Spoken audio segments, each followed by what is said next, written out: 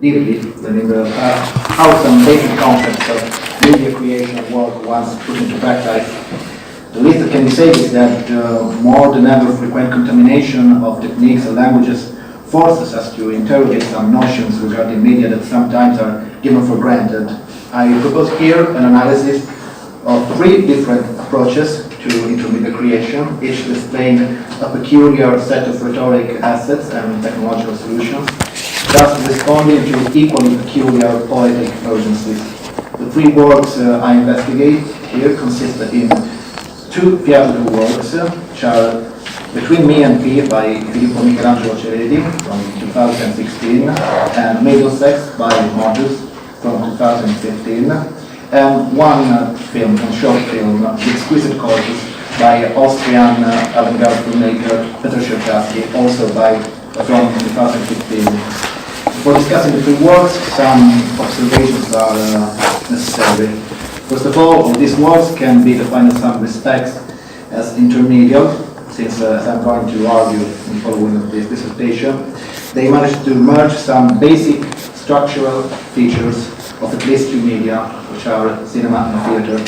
Secondly, it must be stressed that in the following discussion we'll focus also on three basic concepts: archive, spatial knowledge, and haptic visuality. First, we must briefly discuss the notion of intermediality.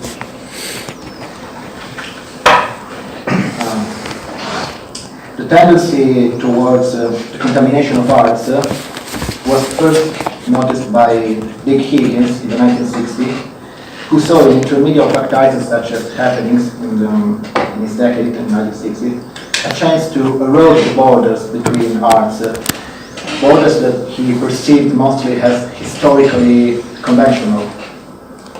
Through theorists like Irina Elievsky define intermediality as an umbrella term.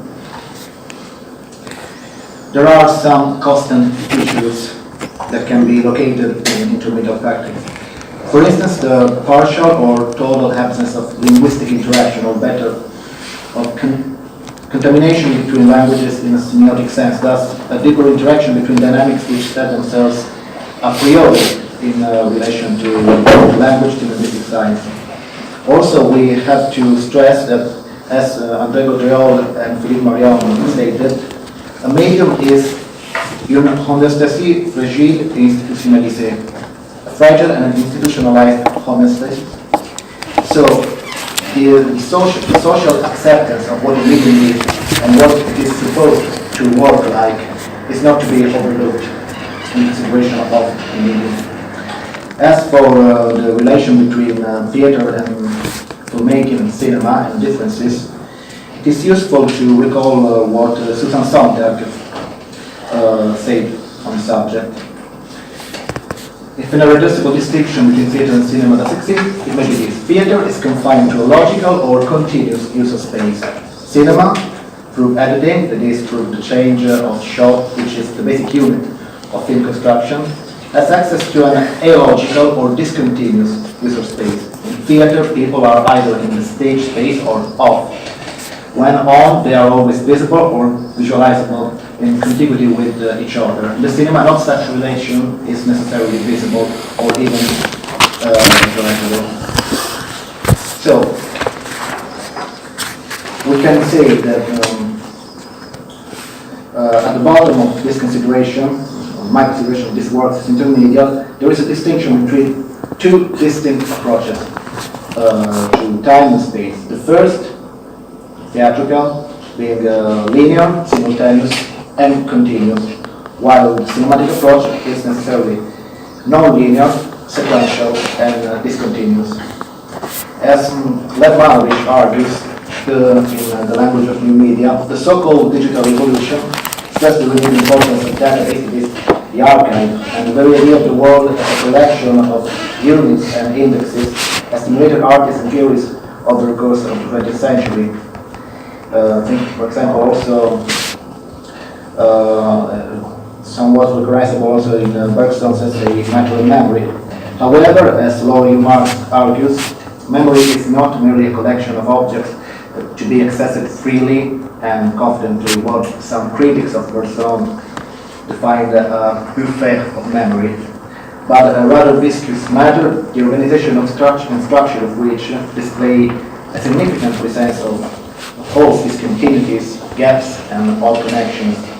And the archive itself is not just a resource, reliability, but an apparatus or a dispositive. In other words, a network which brings together the variety of discourses and protocols in order to make them effective for the functioning of the overall system. For these dispositives to be effective, they need to be subjectivized, in other words, to impose themselves upon the individual's behavior and psychology.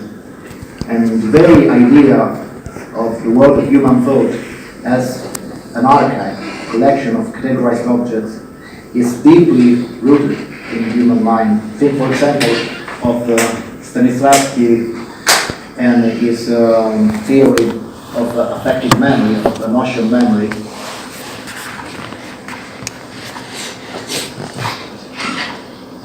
In which the mind and memory are structured like an archive with sections hierarchically structured. So the mind itself is in some ways an archive, and the logical consequence of the analogy itself is therefore to recognize the gaps, the dead ends, and the inconsistencies within both the physical and the mind archive. So when it comes to accessing the data of reality, to help the mind understand and modify reality in return, we must understand these discontinuities, underline the very nature of the archive in all its forms. And when an artist chooses to investigate reality to access memory, vice versa, he tacitly asserts similarity, a similar pattern in two forms of archives. So the presence of gaps and dead ends. As a consequence, the artistic investigation of these two types of archive often evolves into an investigation of these inconsistencies, since also because any apparatus, once subjectivized, induces a separation, because as Agamben argues in What is an Apparatus, it is born under the urgency of oikonomia, economy. So two realms are born and separated. Then, hence the investigation of the archive becomes an investigation of this separation in something specific ways. This leads to the questioning of the apparatus. There are specific ways of employing such procedures. This work, these three works, express a different aspect of the separation that occurs, that we can synthetically resume as incomprehension, marginality, and obscenity. The first work is called Between Me and Thee by Filippo Michelangelo Ferretti, in which the director and also performer investigates a collection of photos, videos, and articles from journals and books which used to belong to his brother Pietro, who had disappeared almost 30 years before, in 1987. Sitting at the desk in front of a portable computer, he examines the collection of materials he found in Pietro's room, trying to understand the motivations behind his brother's disappearance. First of all, it must be said that this is the director's first experience into theater after a long collaboration with filmmaker Marco Vecchis. And it must also be highlighted that Ferretti worked with Vecchis primarily as an archivist by recollecting, classifying, and editing documentary sources. Third, it must not be overlooked the autobiographical quality of the work, which is based on Ferretti's real life experience and the actual attempt to establish a dialogue with the absent figure of Pietro. To understand, I can also show you a short trailer, if the program allows. You have it instead? C'è una chiavetta? Io se no non ho letto, se non ci fai una chiavetta. Okay, so.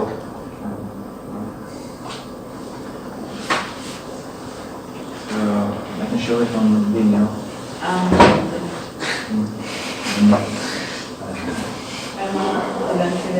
Sì, te la detta.